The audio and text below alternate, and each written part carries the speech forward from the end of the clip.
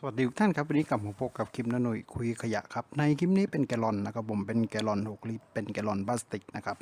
บรรจุน้ำดื่มที่เราใช้กันหมดแล้วทีนี้จะนำตัวแกลลอนนี้กลับมาใช้ประโยชน์กันอีกครั้งครับโดยตัวเนื้อพลาสติกของแกลลอนยังคงหนาแต่ยังคงสภาพดีอยู่ครับจะนำมาทำเป็นลักษณะของใช้ในครัวเรือนกันครับโอเคครับติดตามชมกันนะครับจากแกลลอน6 ลิตรแกลลอนพลาสติกครับผม